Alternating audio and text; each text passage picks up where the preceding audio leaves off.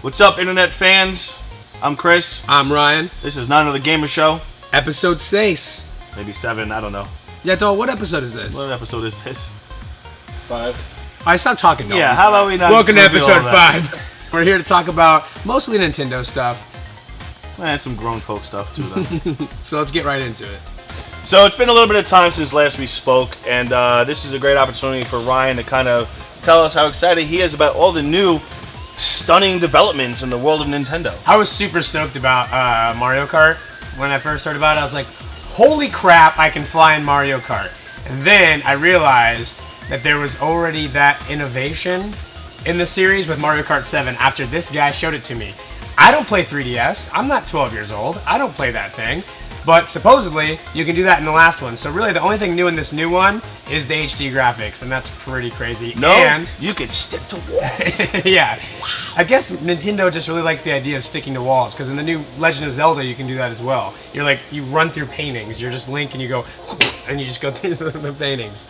It's really not innovative. Nintendo, you're kind of disappointing me. You know, I've been saying it for the longest time that I understand the popularity of all these handhelds and everything that Nintendo does, because when they come out with a new system, it's, oh my god, I'm going to get a new Mario, a new Zelda, a new Mario Kart, a new whatever they did last generation. Yeah. And that's cool, but yeah, we got to stop talking about how awesome Nintendo is in terms of innovation, because they haven't given us dick. No, they really haven't. I mean, and for 25 years, they just keep putting out the same product. I mean, I'm sure this new Mario Kart's going to have Rainbow Road. I'm sure it's going to have everything. And then plus, their marketing ploy this year is that it's the year of Luigi, when really all they're doing is taking the new Mario Palette swap. and just putting Luigi in and charging $20 for someone that already owns the game. It's like Tekken saying, hey, guess what? There's going to be a new Heihachi. Yeah. It's like, so what? Yeah, exactly. So, I mean, I was super stoked about Nintendo's announcements this year, but now the more I'm thinking about it, the more I'm just thinking. Well, I mean, I'll tell you what else is very funny, and again, I mean, kudos to them for pulling this shtick off all the time, but the new Super Mario 3D. Yeah. You know, they're making it such a big deal because they replaced the second Toad with basically, you know, the princess. Yeah. And it's like, okay. Well, it's the cast of Mario 2. Well, again. Which was a great game, but it's not, I mean, you can't just do that. Just because it's the same cast doesn't mean it's going to be a great game. And it looks exactly like Mario 64. So, the one thing that I am excited about, which is kind of I'm being a hypocrite here because it's the epitome of what we're complaining about, is Wind Waker coming out in HD. I mean, and the only reason this is why it works! But the only reason I'm excited about that is because that's one of my favorite games ever made. And to be able to play it in HD is kind of cool. But every trailer I've seen for it, it really is just HD graphics. Can't wait to ride on a boat. Yeah. Look, I'm riding on a boat. But it's so relaxing. I'm riding on a boat. You know what else is relaxing? Turning off your Nintendo and going outside On the a real thing. boat. I mean, I'm on a boat. I'm on a boat! I'm on a boat! Star Wars did the thing where they were trying to reinvent itself for the new generation, so that way the kids grew up like, I love Star Wars, and Nintendo's doing that, but they're not reinventing anything. Right. So it's almost like Nintendo's worse than the Star Wars prequels. yeah, Burn, bro. Miyamoto is no better than George Lucas. Yeah. Wow. Yeah, Tweet that. yeah, so Nintendo, you've made the biggest Nintendo fanboy cry.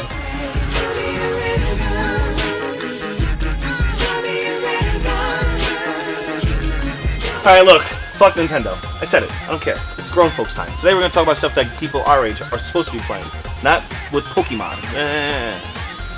Have you played The Last of Us? I have not. I've played all of the Uncharted games. I've loved every single one. I haven't gotten around to Last of Us yet. I hate zombies. I have Yeah. not played Uncharted. This has been an experience. I have to say that in the first 10 minutes of gameplay, I was instantaneously hooked, and I was overlooking the whole, oh, it's another zombie game.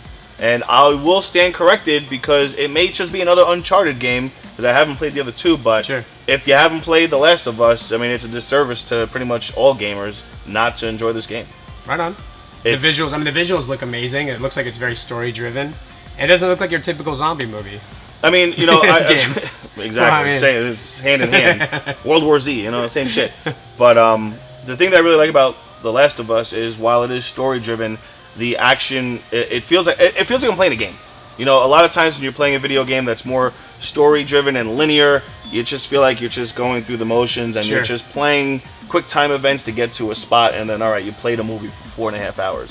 But there's definitely a very strong element of skill involved in terms of the Fighting mechanics, the crafting system, which is very cool in terms of it does make you feel like you're trying to survive. Cool. In terms of creating shivs and medical kits, and all in all, I have to say I'm really, really impressed with the entire aspect of this video game. You know, whether it's the gameplay, the graphics, the overall game atmosphere. I hate to say this, but this is way better than BioShock Infinite. Yeah, BioShock Infinite was kind of a disappointment. So, what would you rate this game so far in it? I have to say 9.5 out of 10. Wow, Yep. and you're the most disgruntled man I've ever met in my life. It's that. Here's the thing. I've spent roughly 4.5 hours playing this game, and I know that people have beat this game twice already. Sure. But I've only completed maybe 30%. Wow. And normally, when I'm playing a game for this long and I'm not quite getting to the end of the game, I just put it away, watch it on two best friends, you know, or just catch it on a YouTube video, walk through while I work. But I'm avoiding all that because I want to enjoy the game that much. And I want, because I know that there's going to be, you know, these crazy cliffhangers and an unbelievable ending based on what I've been hearing. Yeah. But I just don't want any spoilers. I'm actually trying to enjoy this as That's best awesome. I can. So yeah, Naughty Dog, they only make great games, and so you haven't played Uncharted. After you beat this, go back and play Uncharted 1 through 3. It's seems to be just like this, but with Indiana Jones element to it. So you'll enjoy it. And this one, basically, the main character is a disgruntled 38-year-old like myself, I guess. Who's, I mean, I can go on and on about how awesome the character development is, and you know, literally, you put your headphones on, as you should always use headphones when you're playing video games at home. By the way, you have to. Just the surround sound that you get out of any of those. Just it's the way to go. All right. But yeah, just the immersiveness is awesome, and this is probably the first action game that I'm playing all the way through since I want to say like Chrono Trigger is an RPG, but still, I mean that's just how far back I'm going in terms of I want to complete a game that's going to take a long fucking time. Wow, you heard it here first. 9.5 out of 10. Last of Us, awesome. That's insane. Great times. Cool. Kill clickers. Kill clickers.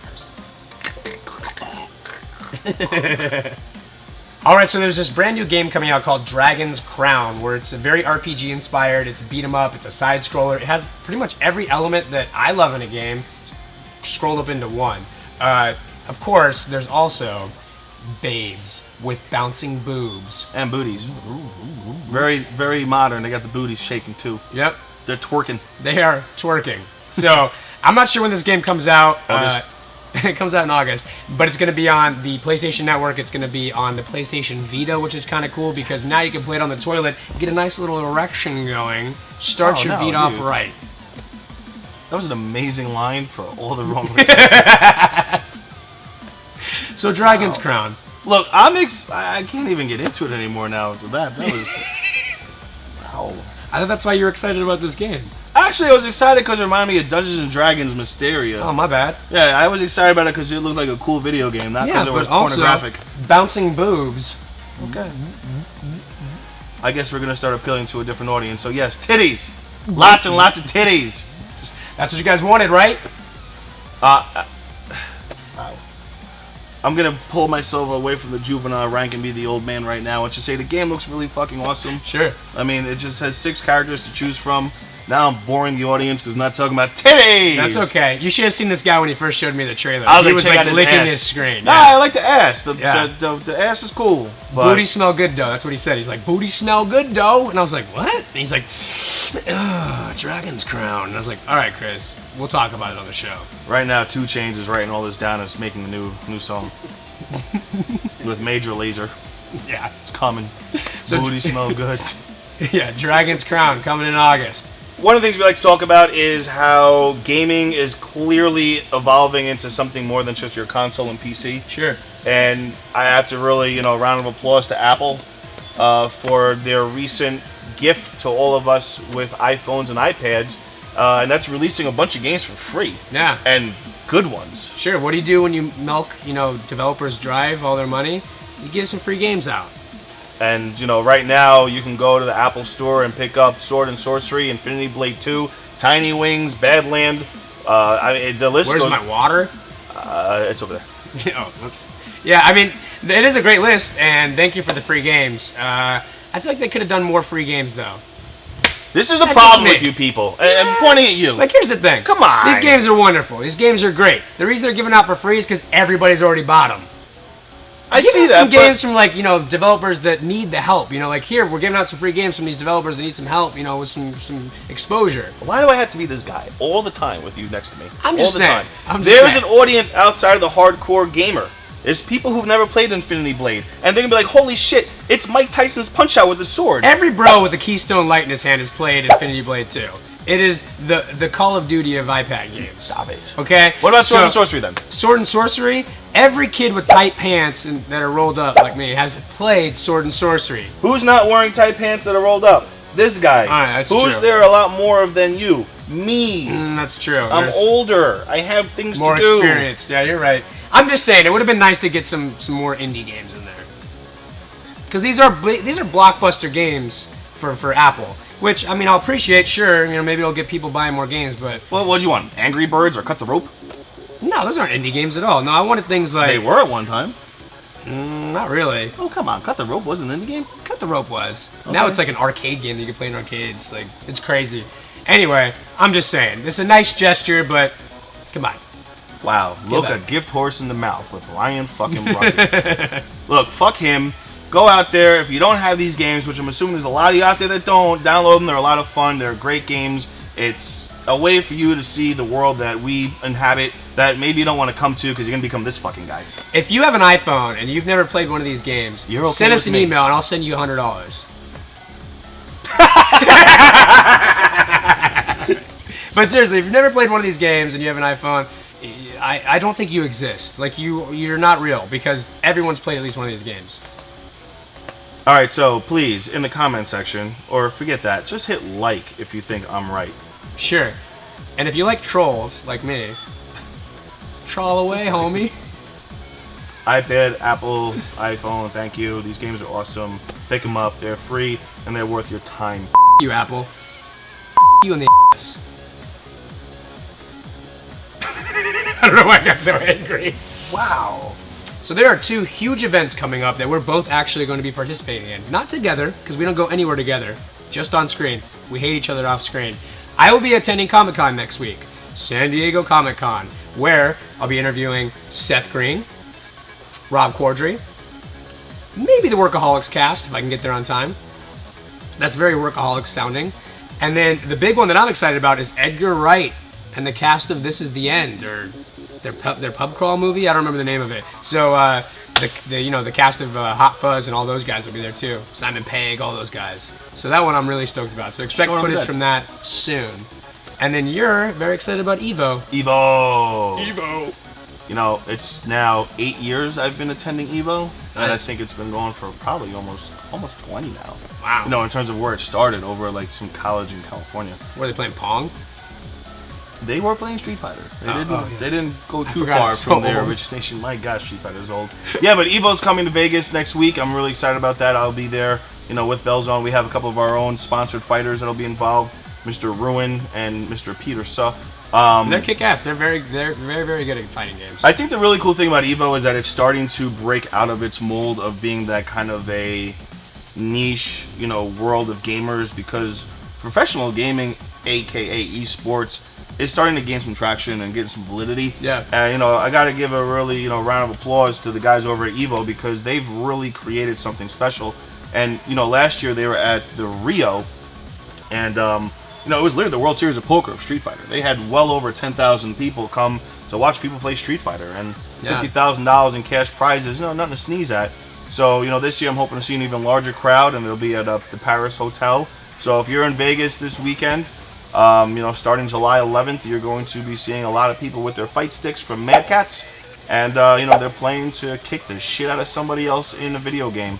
And I will be there. I'll be talking to some of the fighters, you know, guys like Mike Ross, Gutax, you know, catch up to Justin Wong and Pretty Ricky, and just really kind of show you guys just something that's very important to me and near and dear to my. I mean, Evo was basically one of the inspirations for Insert Coins. Right.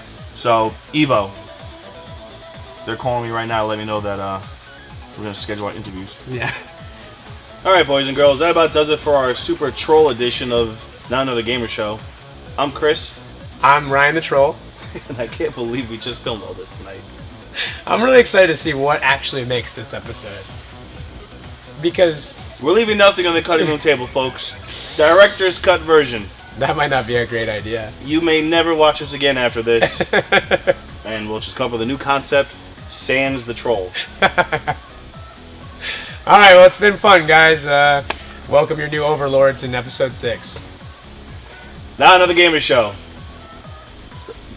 We actually are a gamer show, you f***ing troll. Hasta la pasta. Peace out.